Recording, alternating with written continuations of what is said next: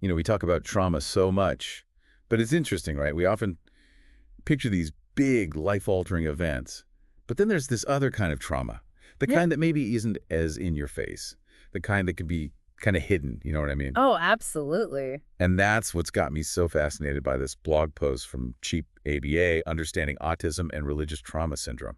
It's called RTS for short. And honestly, it's a conversation I feel like we need to be having way more often. 100%. It's like the silent epidemic, The intersection of autism and RTS is rarely talked about, and it's a real shame. It's so true. And I feel like there's this automatic assumption that religion is always going to be this positive thing, a source of comfort and support, which can be, of course.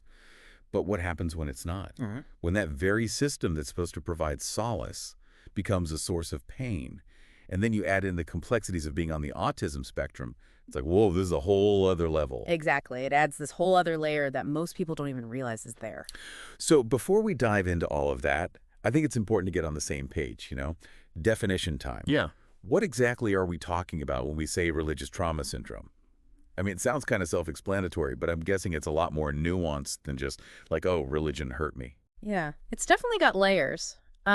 Think of it this way. RTS is essentially the emotional and psychological distress that someone can carry with them because of harmful experiences within a religious context. It can be past or even present, and it can manifest in so many ways. And you're right, it's not always obvious. And you mentioned distress. What kind of distress are we talking about? Like, how does this actually show up in someone's life?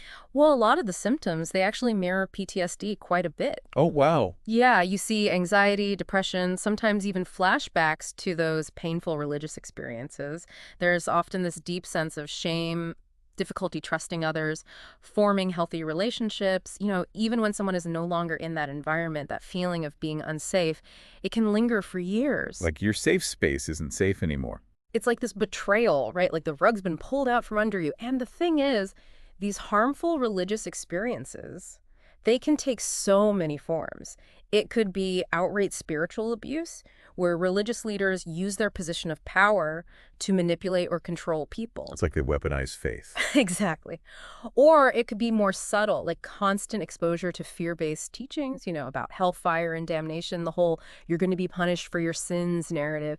And let's be real, that kind of messaging can be tough on anyone, but for someone on the autism spectrum, it can be especially damaging. Especially, like you said, when you consider how many people on the spectrum find comfort in routine, structure, knowing what to expect. And those are things that religion often provides, right? Mhm. But when those structures become oppressive or they start to contradict your own internal compass, it's got to be so disorienting. It's like this perfect storm for potential trauma. And that actually leads us to some of the key ways in which the autistic experience can intersect with RTS, which the blog post breaks down really well. Let's hear it. I'm ready. What are those key areas where these two things, autism and RTS, really collide? Well, first you have these misunderstandings and misinterpretations that can happen all the time in religious settings. Like by its very nature, religious language, it's full of metaphor, symbolism, abstract concepts. Right. It's not always meant to be taken literally. Exactly. But for someone on the spectrum who might process things very literally without automatically grasping those underlying meanings, it can be so confusing. Oh, yeah. You mentioned literal thinking, and it might be worth hitting pause for just a second just to define that for some of our listeners, because not everyone's familiar with the ins and outs of the autism spectrum. Of course, of course. So when we talk about literal thinking, what we mean is that someone might interpret language in a very concrete way without picking up on those metaphorical or abstract layers that others might automatically assume. Exactly. It's like they're trying to navigate this world of hidden meanings and unspoken rules, which can be so anxiety-inducing for anyone. But then imagine applying that to something as weighty as religion. It's like every sermon, every parable, every word in those sacred texts, it's taken as literal truth. Wow, yeah. It's almost like being told to believe two contradictory things at the same time. And that can create a huge dissonance between what you're being told to believe and what logically makes sense to you. Talk about an internal tug of war. It's got to be so isolating. And confusing. And, sadly, it often leads to a lot of self-blame. Which is the exact opposite of what religion should be doing. It should be empowering, not debilitating. Right. And that leads us to the second big point here. The whole thing about heightened sensitivity to social situations. Now, we know that religious settings with their intricate social structures and expectations, they can be overwhelming for anyone, right? All those unspoken rules. But for someone on the spectrum who's dealing with sensory sensitivities or struggling to decode social cues, it's like navigating a minefield. Seriously. It's like sensory overload on top of social anxiety, and it's all wrapped up in this package of spiritual significance. And I think that ties into the third point, doesn't it? The guilt and shame that the blog post talks about. Because if you're constantly feeling like you're not doing it right or you're not fitting in, that's going to mess with anyone's self-worth. Exactly. And sadly, a lot of religions, especially certain denominations, they really emphasize correct behavior, avoiding sin, striving for this often unattainable ideal. Which, let's be real, that can mess with anyone's head. Right? Yeah. It's like you're constantly falling short. It's this constant pressure, and for someone with autism who might already be struggling with feeling different or not fitting in, those messages can be really, really tough to process. They might internalize those teachings and start to believe that there's something inherently wrong with them. It's heartbreaking, really. So we're talking about potentially a lot of shame, confusion, feeling like they're not good enough. Before we talk about what people can do about all of this, do you have any, examples of what this might look like, in a real-world situation? Yeah, so let's say we have a young person, someone who's deeply devoted to their faith, right? They find solace and community and purpose in their religion, but they also happen to be autistic and incredibly sensitive to sensory input. Okay, I can picture that. They're trying to balance these two parts of themselves. Exactly. So they might go to a worship service and it's crowded and the music is loud. Maybe there's incense burning, lights are flickering, people are bumping into each other. For someone who's not used to that kind of stimulation, it can be a lot. And for someone who's already dealing with sensory sensitivities, got to be overwhelming. It can be incredibly overwhelming. But because they're devout, they might push through those feelings, right? They might tell themselves any struggle is a sign of weakness or lack of faith. It's like they're punishing themselves for being wired differently. It's a vicious cycle. But the good news is there are paths to healing. The blog post outlines a few, and I think they offer a lot of hope for people who are struggling. Okay, so where do we even begin to untangle this? It feels big. It is big, but it's not insurmountable. And one of the first things the blog post talks about is professional support.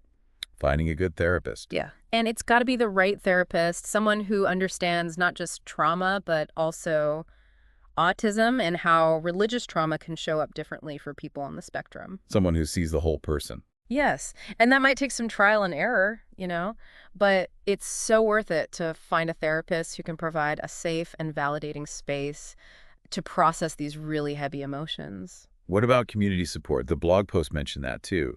It seems like finding others who get it, who've been there, could be so powerful. It's huge. Connecting with people who've had similar experiences can be incredibly validating.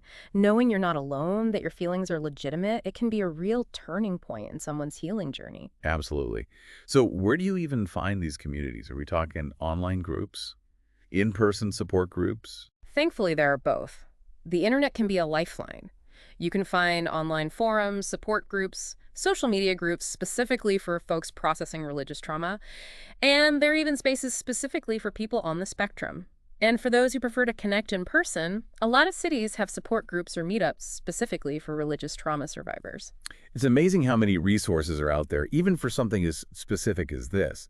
It's just about knowing where to look. Right, exactly. Because it can feel really isolating if you think you're the only one going through this. So we've got therapy, we've got community support, but healing also requires some inner work, right? The blog post talked about this idea of exploring personal beliefs, which feels huge. It can feel daunting, for sure, because it's about taking ownership of your own spiritual journey. You're no longer accepting what you were told to believe. You get to decide what feels authentic to you. So it's kind of like hitting the reset button, like figuring out what you believe now on your own terms. Exactly. For some people, this might mean letting go of organized religion completely. Maybe they find peace and meaning in nature or meditation or a more universal sense of spirituality. And for others, it might mean exploring different faith traditions or finding a more progressive community within their existing faith. It's a journey. It is. And it looks different for everyone. There's no right or wrong answer. And the most important thing is to honor your own pace and to trust yourself. Trusting your gut, your intuition. It makes me think about that last point the blog post mentioned. practicing self-compassion. Because if you spend years internalizing these messages that you're not good enough or that you're inherently flawed, well, that's got to take a toll. It's hard to just flip a switch and suddenly love and accept yourself. It's a process, for sure. And it can start with something as simple as becoming aware of that negative self-talk, just noticing those thought patterns and recognizing that those thoughts, they're not always true. They're often just echoes of past hurts. So it's like calling them out for what they are, thoughts, not facts. Yes, exactly. And once you start to see those thoughts for what they are, you can actually start to challenge them. You ask yourself, is this even true? Would I say this to a friend? It's like you're putting those negative thoughts on trial, cross-examining them a little bit, which is a really interesting way to think about it.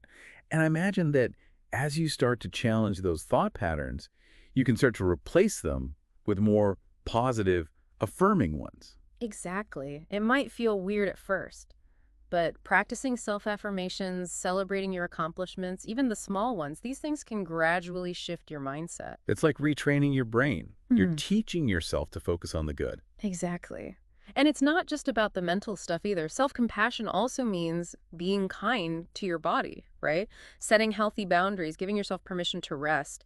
Healing from trauma, especially this kind of trauma, it's exhausting. You deserve that rest. You deserve to be nurtured. You do. You deserve the same compassion and care that you would give to a loved one who's going through something difficult. Well said. It's so easy to forget that, to extend that same kindness to ourselves. Yeah. And I think that's a perfect place to start wrapping up. We covered a lot today, from the very real pain of religious trauma to how that intersects with the autistic experience. But I think the biggest takeaway here is there's hope.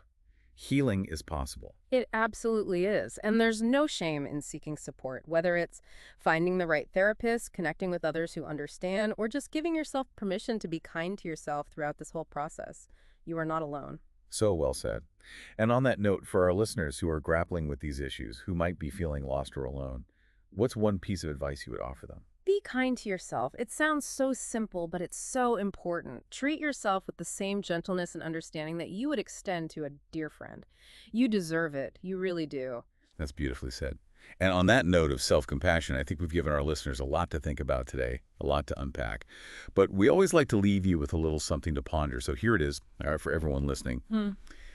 How can we, as a society, make religious spaces more inclusive and understanding of neurodiversity? It's a big one, but I hope it's one that our listeners continue to explore, even after this deep dive is over. Because everyone, no matter how they experience the world, deserves a safe and welcoming space to connect with their spirituality. And if this episode has resonated with you, please share it with someone you think might need to hear it. Let's keep the conversation going. Until next time, keep asking those tough questions and we'll keep diving deep with you. It's like you've got this inner critic, maybe it even sounds like a specific person, and it's always there telling you you're not doing enough, you're not good enough. Like, how do you even begin to quiet that voice down?